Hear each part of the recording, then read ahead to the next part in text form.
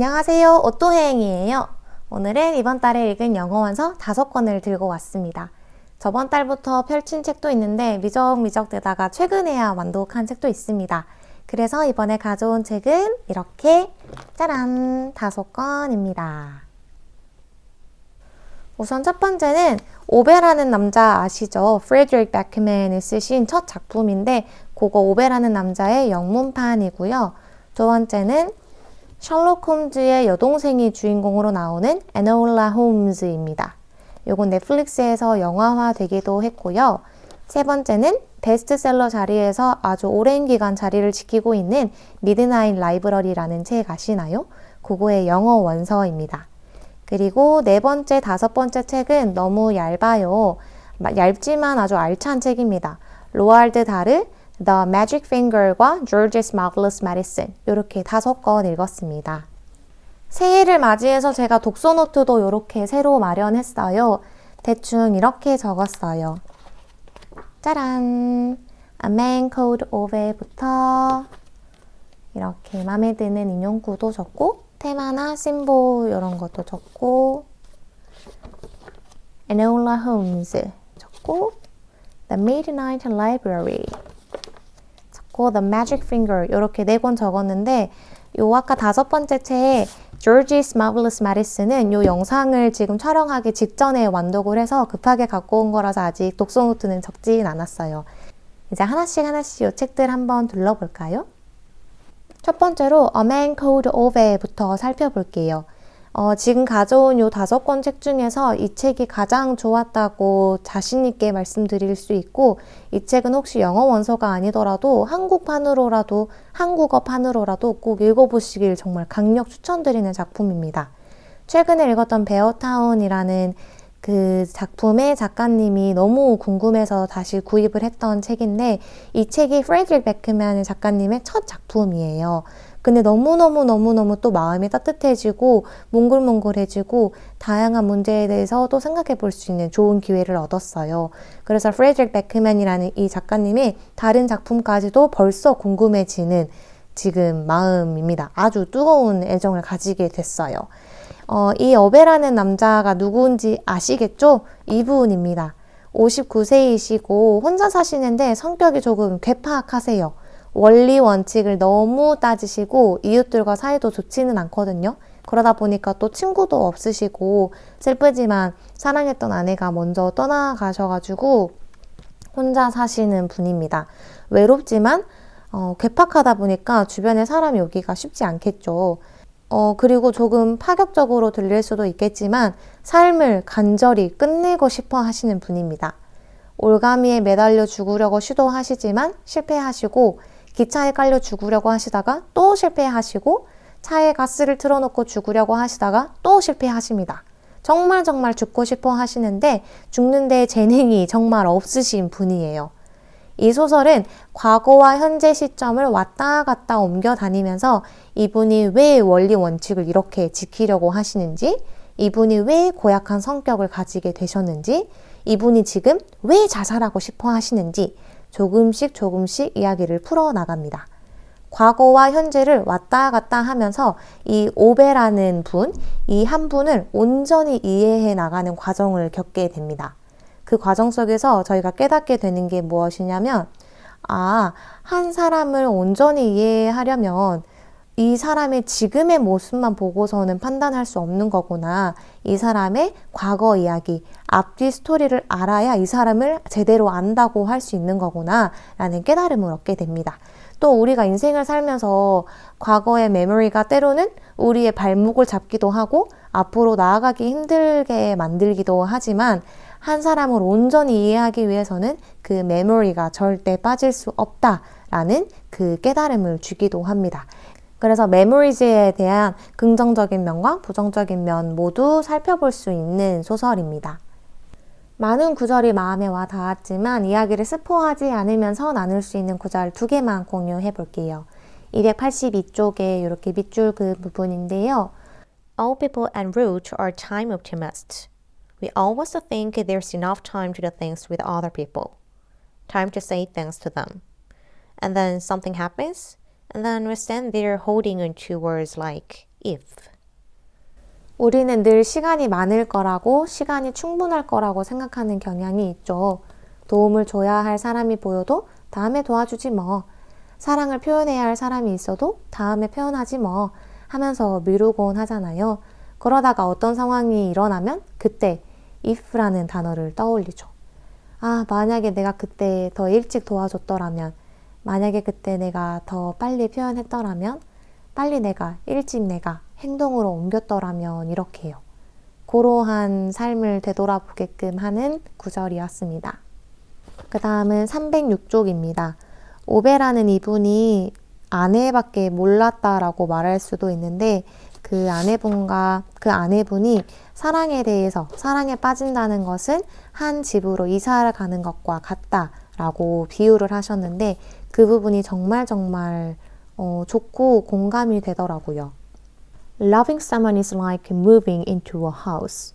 At first, you fall in love with all the new things, amazed every morning that all this belongs to you, as if fearing that someone would suddenly come rushing through the door to explain that a terrible mistake had been made. You weren't actually supposed to live in a wonderful place like this. Then, over the years, the walls became weathered, the wood splinters here and there, and you start to love that house not so much because of all its perfection, but rather for its imperfections. You get to know all the nooks and crannies, how to avoid getting the key caught in the lock when it's cold outside, which of the floorboards flex slightly when one steps on them, or exactly how to open the wardrobe doors without them creaking. These are the little secrets that make in your home. 사랑이라는 것은 처음에 새 집으로 이사가는 것과 같다라고 비유를 합니다. 처음에는 집에 있는 모든 새로운 것들이 그냥 다 좋아요. 설렘에 푹 빠져 있지만 시간이 지날수록 집의 벽은 낡아가고 나무는 조금씩 틈이 벌어지기도 하죠. 그러면서 그 집이 진짜 내 집이 되어가는 거예요. 나만 아는 작은 비밀들이 생깁니다. 날씨가 추울 때는 열쇠를 어떻게 넣었다가 빼야 하는지, 문을 어떻게 열어야 끼익 소리가 나지 않는지 등 이런 작은 비밀들 말이에요. 이게 사랑이라고 합니다. 너무 아름답지 않나요? 완벽해서 사랑하는 게 아니라 완벽하지 않기 때문에 완벽하지 않아도 사랑하는 거라는 게 느껴져서 정말 크게 공감이 되고 감동적이었습니다. 아까도 말씀드렸지만 제가 가져온 책 5권 중에서 이 작품이 가장 마음에 들었어요. 프레드릭 베크맨이 작가님의 작품이 다음에도 또 만나고 싶다는 생각이 들고 정말 강추하니까 꼭 읽어보시기를 추천드립니다. 렉사일 지수는 870이라고 적어놨네요. 아마존에서 870이라고 밝혔어요. 제가 측정한 게 아니고 어쨌든 870 정도이니까 그 정도의 그 난이도를 감안하셔서 읽어보시기를 추천드리겠습니다. 두 번째 책은 셜록 홈즈의 여동생이 주인공으로 나오는 에노라 홈즈입니다. 이름이 좀 특이하죠. 에놀라. 요거를 거꾸로 돌려보면 A-L-O-N-E alone, 혼자라는 뜻이에요. 그 단어 아시죠? 무엇이든 혼자서 잘 해내라 라는 의미로 엄마가 이런 이름을 지어줬다고 합니다. 정말 특별하죠? 저는 이 작품을 넷플릭스에서 영화로 먼저 접했어요. 재미있게 작품을 보고 나서 찾아보니까 이 원서가 있더라고요. 총 6권까지 나와 있는데 이 책은 그 중에서 첫 번째 책입니다. 렛사일 지수는 960이라고 해요. 읽다 보니까 좀 단어가 조금 옛날 19세기 영국 이야기를 다뤄서 그런 건지 조금 어려운 단어들이 좀 있었어요. 그래서 렉사일 지수가 올라간 게 아닐까 싶습니다. 어쨌든 단어 수준은 조금 어려웠지만 그렇게 두껍지가 않고 이게 영화화가 되어 있다 보니까 조금 수월하게 읽을 수 있었던 것 같습니다. 책이 영화화되면 영화가 책의 매력을 다 담지 못했다라면서 아쉬워하는 분들이 종종 계시죠. 저는 그런 경우에도 책은 책대로, 영화는 영화대로 다른 매력과 가치가 있다라고 생각하는 편인데 솔직히 이번에는 책이 조금 더 아쉬웠어요. 넷플릭스에서 캐릭터가 더 위트 있고 더 짜임새 있게 묘사됐다고 생각이 되더라고요. 에놀라 홈즈가 셜록 홈즈의 여동생답게 무언가를 추리해가는 이야기인데 책에서는 뭔가 운으로 해결하는 듯한 느낌이 있었고, 적극적으로 움직이고 있는 건 맞지만 그 안에서 무언가 갇혀있는 듯한 수동적인 느낌이 들었어요. 물론 시대적 배경상 여성이 완전히 자유로울 수 없으니까 그럴 수는 있다고는 보지만 넷플릭스에서는 좀 그런 감이 덜했거든요. 넷플릭스에서는 에놀라 홈즈라는 이 주인공이 더 용기 있고 더 논리적이고 더 진취적으로 묘사가 되었던 것 같아요.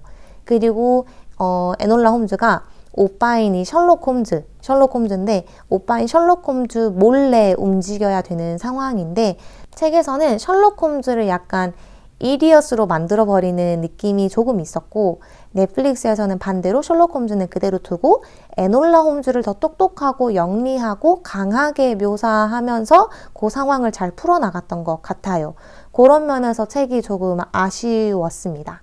그래도 19세기 영국 사회에서 여성의 사회적 위치, 신분에 따라 차별받는 삶 등 몇 가지 사회 문제를 느껴볼 수 있다는 점에서 깊이가 느껴졌습니다. 또 책과 영화가 기본적인 배경이나 등장인물은 비슷한데 전개가 정말 많이 다릅니다. 영화를 먼저 보시고 책을 읽으셔도 혹은 그 반대로 하셔도 다른 재미를 맛보실 수 있을 것 같습니다. 제가 좋았던 구절 2개만 뽑아볼게요. 24쪽입니다. Then I formed a mental list of my own accomplishments. Able to read, write, and do sums, find a bird's nest, dig worms and catch fish, and oh yes, ride a bicycle. 에놀라 홈즈 오빠들은 할 줄 아는 게 정말 많고 내세울 만한 공이 많은데 에놀라 홈즈는 이런 것들을 내세울 수가 없어요. 읽을 줄 알고, 쓸 줄 알고, 산수점 할 줄 알고, 새 둥지를 찾을 줄 알고, 벌레를 찾거나 물고기를 잡을 줄도 알고, 자전거를 탈 줄 아는 이런 것들만 내세울 수 있다라고 이렇게 서술이 되어 있는데 에놀라 홈즈는 이런 것들을 더 자신감 있게 나열했어요. 뭔가 대단해 보이지는 않지만 너무나도 평범해 보이기는 하지만 한편으로는 잘나지 못한 자신을 합리화하는 게 아닌가 싶기도 하지만 이 부분이 저는 좋더라고요. 아마 제가 지극히 평범한 사람이기 때문에 그런 게 아닐까 싶습니다. 9쪽입니다. Don't matter whether a person is common or aristocrat. If a person catches a chill, it could kill her. 사람은 그냥 신분에 상관없이 병 걸리면 죽는 거죠. 사람은 모두 평등하다. 신분과 성별에 상관없이 평등하다라는 의견이 느껴지는 단단한 구절이었습니다. 이 외에도 좋은 구절이 많이 있고 좋은 부분이 많이 있어요. 제가 영화보다 책이 조금 아쉬웠다라는 그곳에 흔들리지 마시고 960 정도의 렉사일 지수를 도전해보고 싶으시다면 그리고 이 영화를 재밌게 보셨다면 한번 읽어보시기를 추천드리겠습니다. 세 번째 책은 정말 아주 오랜 기간 베스트셀러 자리를 지키고 있는 미드나잇 라이브러리의 영어 원서입니다. 어떤 온라인 서점 사이트를 들어가도 오프라인 서점을 방문해도 아마존닷컴으로 들어가도 계속 이 책을 마주하게 되니까 결국 사게 되더라고요. 대체 얼마나 재밌길래 이렇게 다들 읽는 걸까? 달러구두 꿈백화점과 같은 느낌일까? 혹은 미치 앨범 작가의 천국에서 만난 5사람과 비슷한 느낌일까? 하는 기대를 가지고 구매했습니다. 결론부터 말씀드리면 저에게는 조금 실망스러운 작품이었습니다. 영어 공부한다고 생각하고 끝까지 꾸역꾸역 읽기는 했지만 크게 추천드리고 싶지는 않아요. 초반에 한 30-40페이지 정도만 읽어도 이게 어떻게 이야기가 흘러가고 결론이 어떻게 나오겠다라는 것이 조금 predictable 합니다. unexpected한 이야기가 나오지 않더라고요. 삶이 너무 힘들어서 자살하려고 결심한 노라라는 여자가 주인공인데요. 자살하려고 했던 그 순간 미드나잇이 되면서 한 신비스러운 도서관으로 가게 됩니다. 이곳은 Between Life and Death, 그 삶과 죽음 사이에 위치한 곳이고 그곳에서 주인공인 노라는 자신이 살아보지 못했던 삶을 다 살아볼 수 있는 기회를 얻습니다. 그때 내가 이 선택 말고 다른 선택을 했더라면 하는 후회들 모두들 안고 살아가시잖아요. 그 선택들을 다 살아볼 수 있는 기회를 얻습니다. 그리고 그 삶들이 하나씩 나열되다가 결국에 끝에 가서는 노라가 완벽한 삶은 없고 지금의 삶이 정말 소중하고 가치 있구나라는 것을 깨닫게 되는 스토리입니다. 전하고자 하는 메시지는 정말 좋아요. 정말 좋지만 다양한 삶을 살아볼 때 단순히 뭐 직업이 바뀐다거나 결혼 파트너가 바뀐다거나 이런 요소만 계속 바뀌니까 진부한 느낌이 계속 들더라고요. 또 이번 생에서는 가족 중에 누가 죽었을까를 확인하는 과정이 자주 나왔는데 저는 이 과정이 불편하더라고요. 꼭 가족 중에 누군가를 죽여야만, 꼭 누구를 살려야만 주변 사람의 소중함을 일깨워 줄 수 있는 걸까 하는 의문이 들었습니다. 베스트셀러 명성에 걸맞는 깊이는 아니었다라고 저는 생각합니다. 그런데 이게 삶의 목적을 다루는 이야기이고 철학가들의 명언을 인용을 많이 하다 보니까 밑줄 그은 문장은 많더라고요. 제가 밑줄 그은 부분을 스포하지 않는 선에서 공유를 하자면 Every life begins now. 모든 삶은 지금 시작된다. 요 자체가 너무 멋있어서 밑줄을 그었었고 62쪽에 Maybe you have a lack problem rather than a want problem. 무언가를 얻고자 하는 사람이 아니라 무언가가 계속 부족한 것만 생각해서 그러는 게 아닐까? 지금 계속 후회하는 게 지금 계속 삶이 불만족스러운 게 무언가를 원해서가 아니라 너가 계속 이루지 못한 것들만 생각해서 그러는 건 아닐까? 라는 이 시점에서 이 관점에서 제 삶도 돌아봤던 것 같아요. 저는 얼마나 만족하고 살아가고 있으며 저는 얼마나 이루지 못한 것들을 생각하고 있나 그런 것들에 미련을 두고 있나 라고 제 삶을 돌아봤습니다. 286쪽에 The paradox of volcanoes was that they were symbols of destruction but also life.